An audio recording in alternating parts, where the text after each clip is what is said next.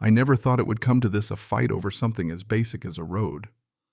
But here I am, sitting in my truck, staring at a dirt berm where my driveway used to be, wondering how it all went so wrong. Let me take you back. I live on 10 acres, right at the very end of a gravel road. It's not much, just some old pasture and a cedar fence line, but it's mine. It's been there longer than I've been alive. The road's been around since 1964, cutting through land that was mostly cattle, not cul-de-sacs. No fancy asphalt, no streetlights, just packed gravel and a straight path that ran all the way to my front gate. It was my lifeline. Everything came down that road. Groceries, UPS, even the day we buried my dad. When you live like this, access isn't a luxury, it's survival. For years, the land between me and the highway belonged to an old farmer named Delmarais. He leased it out for soybeans kept to himself and swore no one would ever build condos out here.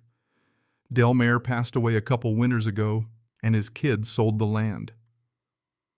That's when Harbor Crest Development rolled in, all glossy brochures and promises of luxury living in the hills. Their sign by the highway said, Stonehaven Preserve Homes, starting in the 800s. They brought in drones, survey stakes, and a project manager named Brandon Kessler, who drove a Range Rover so clean, it looked like it was waxed twice a day. The first time I saw Brandon, he was standing near my gravel road looking over maps with a civil engineer. I pulled up in my truck, rolled down the window, and asked, "You planning on paving my driveway?" He laughed like I'd cracked a joke, but I wasn't kidding. "We're just reviewing the layout," he said, nodding at the road. "Beautiful property you've got back there." "I use that road every day," I said, keeping it simple. "It's my only access." He nodded again. "Of course, we're aware of the easement," he said. And just like that, he reassured me everything will be handled appropriately. Something about the way he said it stuck with me. Handled appropriately felt more like a phrase used when you're planning to do things your way. But I shrugged it off. Developers come and go, right? I wasn't losing sleep over it. I had my easement. It was ironclad, recorded, and filed with the county since '64. Worst case scenario, we'd have some awkward conversations.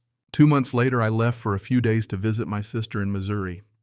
She had knee surgery and needed help getting around. I locked up the house, set the porch light on a timer, and didn't think twice. It was a long drive back. The kind where your mind wanders, and by the time you hit the familiar stretch of Route 18, you feel that tired, satisfied kind of exhaustion. But when I turned off Route 18 and pulled onto my gravel road, I froze. There was nothing. No gravel, no familiar path. Just a massive dirt berm, maybe 9 feet tall, 50 feet across, with a construction fence running along the top. Private property, no trespassing signs everywhere.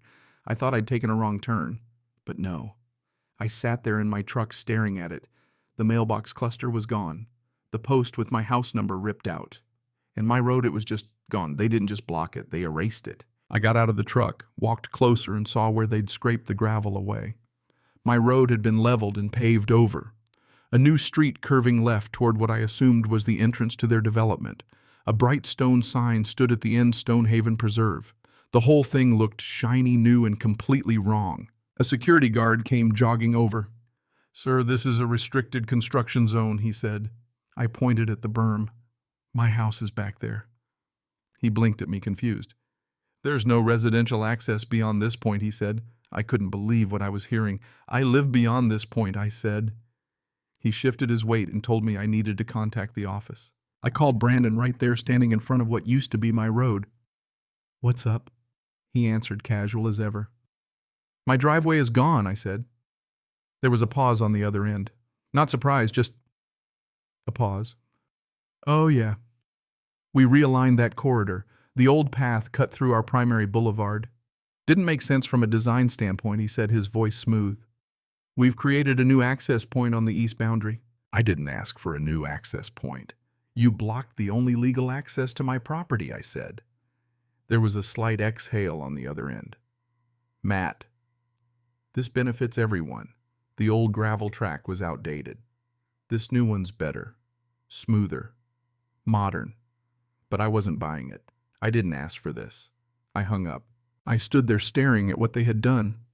That's when I realized they didn't think I mattered. I was just an inconvenience, a speed bump in the middle of their plans. They'd decided my rights were flexible. If I wasn't there to fight back, they could do whatever they wanted. I didn't sleep that night. I drove to a motel 15 minutes away, tried to relax, but all I could think about was that berm. So at midnight, I pulled out my laptop, went through the paperwork, and found the easement. It was clear. The easement dated back to June 1964, and it wasn't some vague agreement. It was a permanent recorded right to access my property. I called my lawyer, Laura. She answered, groggy but focused. "Matt, you don't usually call me at sunrise." "Who died?" I explained. "They moved my road." She went quiet. "What do you mean moved?" "I mean it's gone. Bulldozed. There's a dirt wall where my driveway used to be." She didn't say anything for a moment. Then she told me to send her photos and the easement. I drove back to the site before construction crews fully ramped up, took photos from every angle, showed the damage, and sent everything to Laura. 20 minutes later, she called back. "They can't do this," she said. "An easement isn't a suggestion. They need a legal process to extinguish it. They didn't ask because they assumed you'd roll over." By noon, Laura had filed an emergency motion for injunctive relief. By 2 o'clock, it was filed in court. That's how fast things move when someone messes with recorded property rights. The next morning, we were in court. Brandon showed up with his lawyer. Laura spoke first, laying out the timeline, the easement, the destruction. Brandon's lawyer tried to say they acted in good faith, but the judge wasn't buying it. The judge asked, "Was the original easement extinguished through a legal proceeding?" The answer was no. "Then on what authority did your client destroy the existing right-of-way?" Brandon's lawyer hesitated, stammering out some nonsense about development necessity. But the judge wasn't impressed. The ruling was immediate. The easement had to be restored, and they had 72 hours to do so, and they were paying for my legal fees. Brandon didn't apologize. He just said, "This didn't have to escalate." "You buried my road," I replied. "We offered you a better solution. You offered me something I didn't agree to." I shot back, and that was the turning point. Within days, county inspectors showed up, and they didn't come quietly. They found all kinds of violations, things they hadn't bothered to check when they bulldozed my road. By the end of the week, they had posted stop work orders on every lot in Phase 1 of the development. The whole thing stalled. Contractors left money dried up. And as for Brandon, he moved on to another project, but I haven't seen him since. The development folded.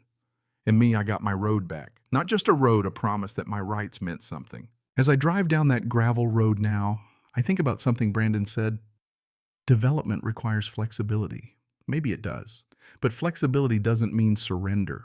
And progress doesn't mean erasing the people who were here first. Here's the question I'll leave you with. When does development cross the line into entitlement? Would you have fought back, or would you have accepted their better solution? Let me know in the comments. And if you've ever had a neighbor, HOA, or developer push past your boundaries, I'd love to hear how it turned out. Cảm ơn các bạn đã xem video. Cảm ơn các bạn đã xem video.